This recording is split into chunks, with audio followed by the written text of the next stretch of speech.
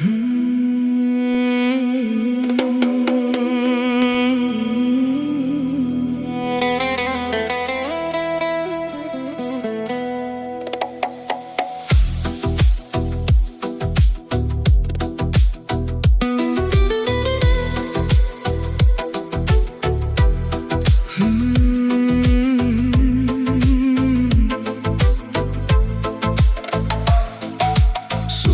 دوشم شد در یک نفس،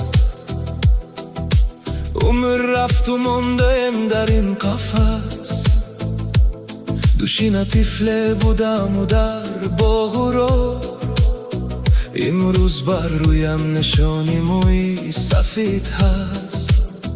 در تلاشی این جهانی به وفا، گفیلم از اصل خود از هر کجا. دنیا گذراست ای دوست، قدرش بدان. مثل خورشید نور بخش و خندان بیمان. امروز هستم و فردا نستم.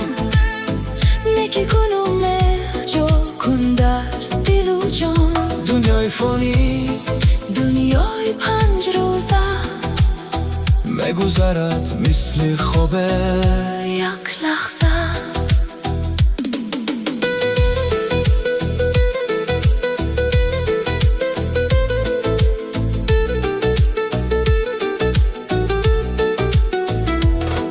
مال دنیا میگذرد در این دریا، فقط نکی میماند از ما در اینجا.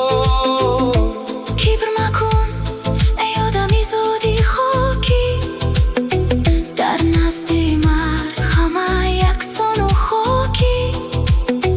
گل هم پژمرد وقتی خزان، آدم هم میرود از این مکان.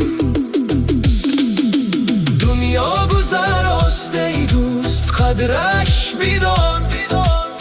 مثل خورشید نور بخش و خندان بیمان. امروز هستم و فردا نستم. نکی کن و مهر جا کن در دل و جان.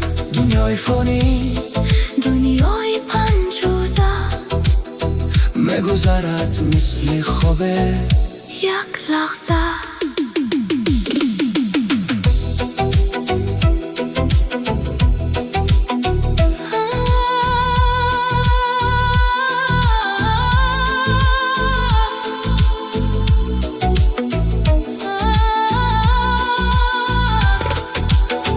دستی کسی بگیر، دلی کسی شاد کن. با خوبی و با مهر دنیا آباد کن. زین جهان همه میروند آخر، نامینک است کی میماند باقی در آخر.